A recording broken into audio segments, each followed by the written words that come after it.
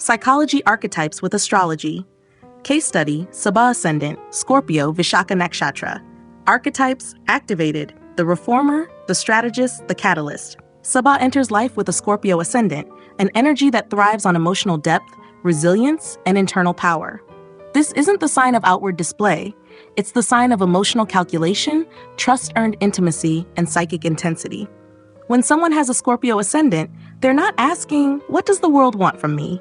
They're silently watching, feeling, and asking, "What's really going on beneath the surface?" And in Saba's case, that surface is just the beginning. Because her rising nakshatra is Vishakha, ruled by Jupiter, we find a bold counterbalance to Scorpio's introverted nature. While Scorpio shields, Vishakha reaches out. Vishakha is the path of purposeful striving. It wants victory, clarity, and direction. This creates a dynamic personality pattern. Internally, Saba may wrestle with trust, control, and emotional complexity. But externally, she radiates a focused ambition, a hunger to achieve something meaningful that aligns with her beliefs. This creates an interesting polarity. She is both emotionally guarded and outwardly determined. The kind of person who doesn't open up easily, yet once she commits to something, a person, a cause, a goal, she goes all in. Vishakha brings a philosophical dimension to her quest for success. She's not just driven by personal gain, she wants to reform what doesn't work, question what's outdated, and bring deeper meaning to whatever space she enters. It's this very blend that awakens the reformer and strategist archetypes within her. She isn't content with surface solutions. She probes systems, questions assumptions, and challenges inefficiencies.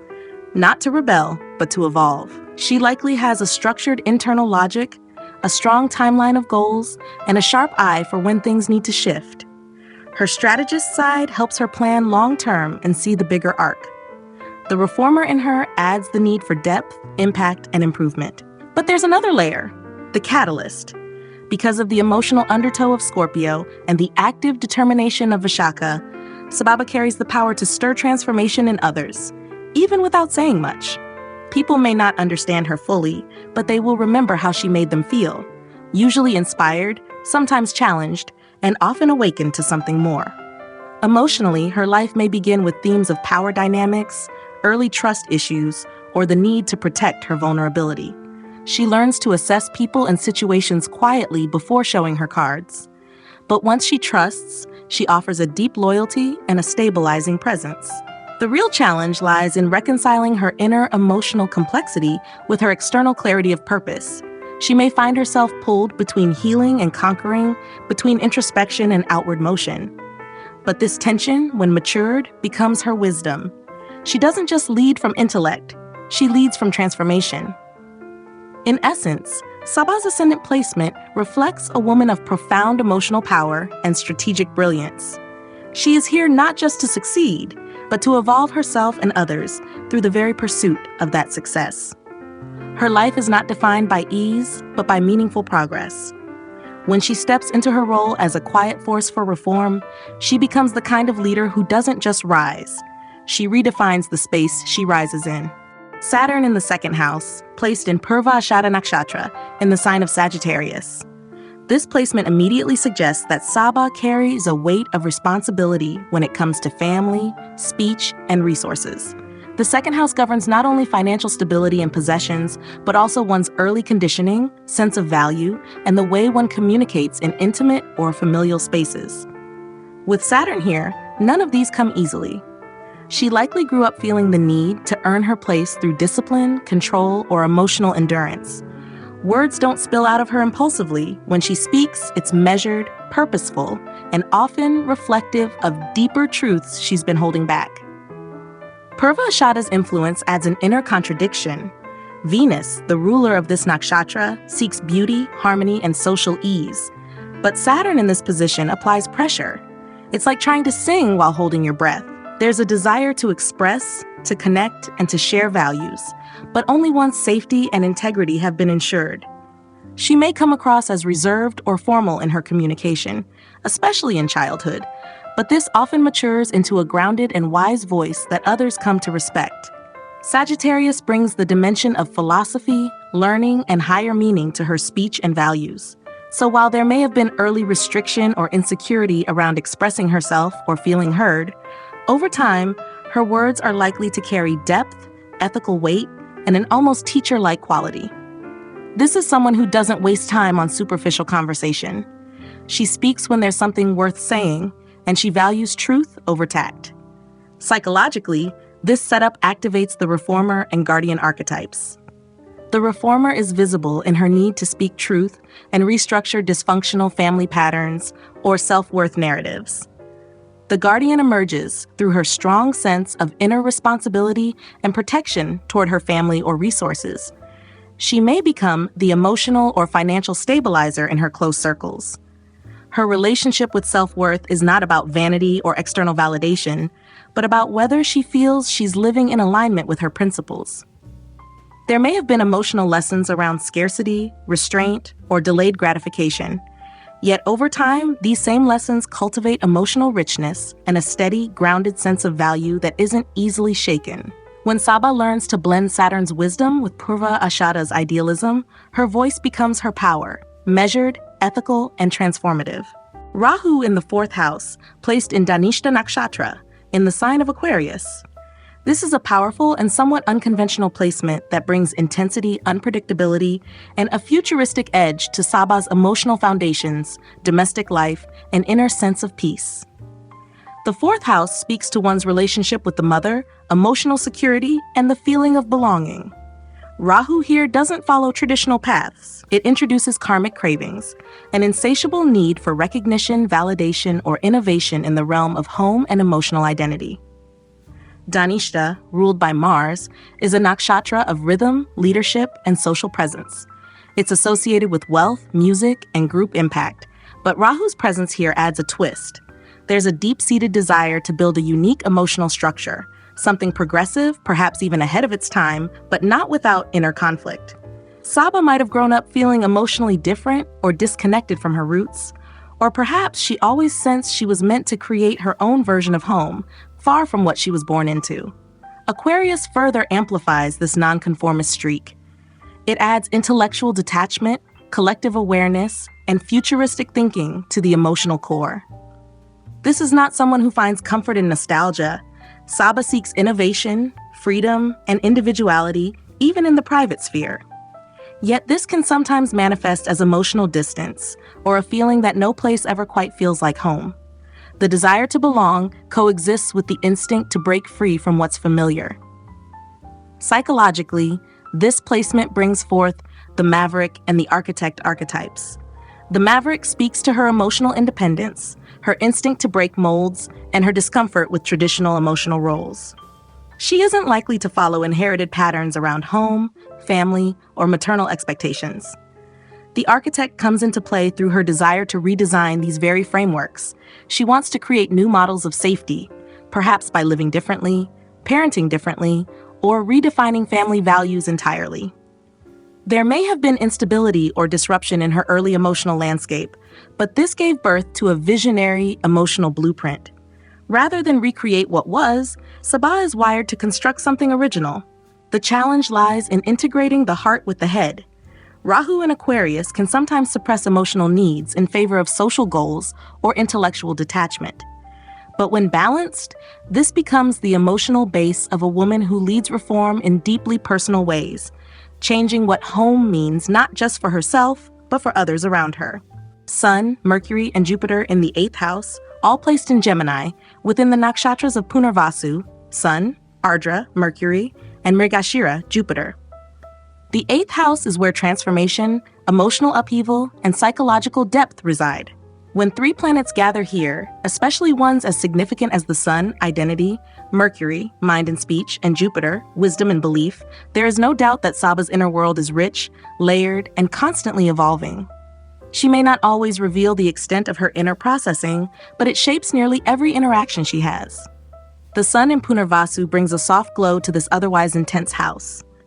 Punarvasu, ruled by Jupiter, carries themes of renewal and return. It offers second chances, emotional resilience, and a yearning to rebuild after emotional storms. In the 8th house, this gives Saba a core identity that regenerates through life's most difficult trials. She may experience deep emotional loss or crisis, but always with the underlying belief that she can rebuild herself and that the second version is always stronger than the first. Mercury in Ardra adds another layer of emotional intelligence, but one that is sharp, inquisitive, and at times disruptive. Ardra is ruled by Rahu and is known for its raw, stormy nature. In the 8th house, this Mercury can create a mind that seeks to understand the dark or taboo, psychology, trauma, secrets, the unsaid. Saba may be drawn to deep research, investigative work, or counseling, anything that allows her to understand what lies beneath the surface. Her thinking isn't light or casual, it's probing, intense, and mentally brave.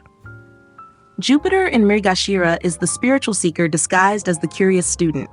It brings a gentle, searching quality to the otherwise intense 8th house. This is where Saba gains wisdom not from formal teaching, but through lived experience, especially the kind that involves vulnerability, emotional exposure, or facing the unknown. Mrigashira's influence gives her a refined sensitivity toward hidden emotions in others. She may have an intuitive gift for knowing what people are afraid to say. Together, these 3 placements form a powerful inner triangle of the visionary, the reformer, and the arbitrator. The visionary sees potential beyond current limitations. Saba is not afraid to challenge the emotional status quo. The reformer within her pushes for healing, for transparency, and for turning pain into purpose. And the arbitrator emerges through her ability to hold emotional truths without flinching. She can sit with discomfort, mediate inner conflict, and bring light into emotional shadow. This 8th house stellium suggests a woman who undergoes multiple rebirths in one lifetime. Her intellectual and spiritual growth is tied to her capacity to navigate deep emotional waters. Secrets don't scare her. Complexity doesn't overwhelm her. In fact, Saba is at her most powerful when she stops trying to simplify life and instead embraces its contradictions. From this space, she becomes someone who can help others face the depths they fear to explore, because she's already walked those paths herself. Mars and Venus in the 9th house, both placed in Vishakha Nakshatra, in the sign of Cancer. The 9th house governs philosophy, higher learning, belief systems, long-distance travel, and one's relationship with the idea of truth and destiny. When both Mars and Venus, planets of action and desire, reside here in the emotionally charged sign of Cancer, there's a distinct blend of emotional motivation driving spiritual curiosity. Add Ashlesha's serpentine intensity to the mix, and Saba's relationship with belief and wisdom becomes deeply intuitive, emotionally layered, and psychologically powerful. Mars in Cancer is traditionally considered a challenging placement. Its fiery, direct nature doesn't always sit well with Cancer's soft, watery domain. But in the 9th house, this tension channels itself into purposeful, emotionally driven seeking. Mars here gives Saba a fierce commitment to her beliefs, but those beliefs are not adopted blindly. They're questioned, tested, emotionally felt, and only then internalized. There's a warrior quality to her pursuit of truth. She doesn't just read philosophy, she fights to live it. Venus in Cancer adds a contrasting gentleness to this house. It seeks emotional nourishment through learning, connection, and spiritual intimacy. Venus in Ashlesha can be magnetic, mysterious, and deeply persuasive. Saba may have a gift for emotionally resonant communication of complex truths. She learns not just with the mind, but with the heart. And when she teaches or shares what she's learned, it touches people at a deep emotional level. Ashlesha Nakshatra itself is associated with binding energy, the need to emotionally entwine, understand, and even control the subtle aspects of reality. It can bring psychological insight, hypnotic charm, and a capacity to delve into occult or hidden knowledge. In the 9th house, this creates a seeker who isn't satisfied with surface-level spirituality or conventional belief systems. Saba wants to uncover the emotional roots of truth, to know not just what is right, but why it feels that way in the body, in the soul. Psychologically, this activates the catalyst and the creator archetypes. The catalyst brings that urgency. Saba's spiritual evolution is not passive. It's charged with intensity, change, and emotional drive. She provokes growth, not just for herself, but for others around her. The creator aspect reveals itself through how she expresses her beliefs. There's emotional artistry in her worldview. She may write, speak, or create from a place that combines intellect with emotional experience, making her a powerful translator of emotional truth into lived wisdom. There can be inner conflict, of course. Mars and Venus together in a water sign can make the pursuit of knowledge feel turbulent, driven by emotional highs and lows. At times, Saba may struggle with disillusionment, especially if her ideals are betrayed or her teachers fail to meet her expectations. But these very experiences become fuel for her next chapter of growth. In the end, this ninth house pairing becomes a source of profound emotional intelligence. Saba is someone who doesn't follow a straight path toward truth. She follows a spiral, winding through intuition, instinct, and inner knowing. And each turn of that spiral refines her beliefs, deepens her empathy, and sharpens her ability to connect with something far greater than herself. Ketu in the 10th house, placed in Vishakha Nakshatra, in the sign of Leo. The 10th house represents public identity, career, ambition, status, and the roles we play in the world. When Ketu, the planet of detachment and spiritual insight, is placed here, there's a paradox at play. Outwardly, the 10th house is about recognition, about being seen. But Ketu withdraws from worldly ambition and ego attachment. It suggests that Saba may walk an unconventional path when it comes to career, authority, and her public image, one that's shaped less by external validation and more by inner clarity and ancestral memory. Vishakha Nakshatra, ruled by Ketu itself, intensifies this theme. It is associated with legacy, tradition, and the blessings or burdens of lineage. Vishakha draws strength from ancestral wisdom, heritage, and leadership, but Ketu here filters that through detachment. Saba may be naturally drawn to roles of authority or leadership, yet she doesn't chase power for power's sake. There's often a sense that she is fulfilling a karmic role, answering a call that comes from a deeper lineage. She may feel pulled to uphold family traditions, heal generational wounds, or carry forth something once left incomplete. In Leo, this placement takes on a quiet nobility. Leo typically seeks recognition, but with Ketu here, Saba may appear reluctant about the spotlight. She may find that conventional markers of success, titles, promotions, fame, don't fulfill her. Either she achieves them and feels hollow, or she actively avoids them altogether. Yet despite this, she might still find herself placed in positions of influence, almost as if the world recognizes her potential before she fully accepts it herself.